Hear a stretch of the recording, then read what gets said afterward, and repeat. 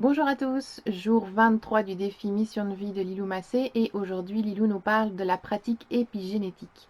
Alors quand j'ai lu le défi, je me suis beaucoup reconnue dans la question numéro 2 et dans la pratique auquel on répond à cette question. Et je me suis rendu compte que j'avais énormément, en me scannant évidemment comme d'habitude, que j'avais énormément de doutes, de tristesse et de crainte par rapport à ce défi. Et notamment par rapport à cette question numéro 2. Donc, ce que j'ai fait, j'ai regardé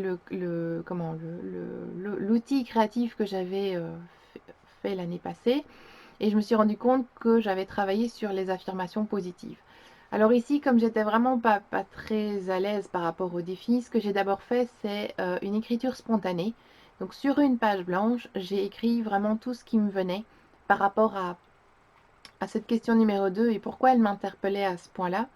Voilà, donc ça c'est une première chose. Je vais vite vous montrer en fait le résultat. Enfin, pas vraiment le résultat de la page, mais vous voyez en fait, vous verrez dans le scan du blog qui se trouve dans le blog, vous verrez qu'en dessous, dans les bulles, en fait, on voit encore certaines écritures parce que j'ai vraiment mis, toute ma page était remplie d'une écriture spontanée liée à cette question numéro 2 notamment.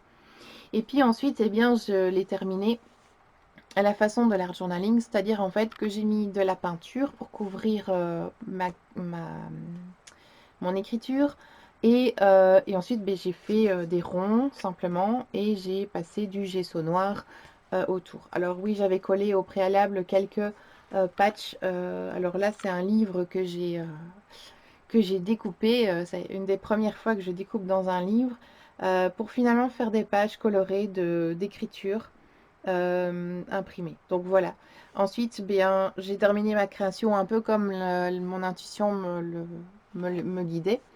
Et, euh, et donc, en ayant créé cette page-là, et en ayant du coup bien travaillé justement sur ce sujet donc de pratique épigénétique, euh, eh bien, je me suis rendu compte que j'étais assez... Enfin, j'ai mis quoi? J'ai mis fière de moi. Donc, j'étais très fière de moi, de ma création, de voir tout le chemin que je parcours depuis quelques jours avec vous et dans le cadre du défi. Et surtout, mettre en pratique tous ces trucs et astuces de l'art journaling dans mon journal me fait énormément de bien. Ça met plein de couleurs, c'est très agréable. Il y a plein de symboles, dont les petits papillons qu'on voit ici. Et voilà, je me sens vraiment, il y a une sorte de chaleur en moi et ça fait vraiment, vraiment du bien. Voilà, donc c'est le défi du jour que j'ai donc tourné de cette manière-là.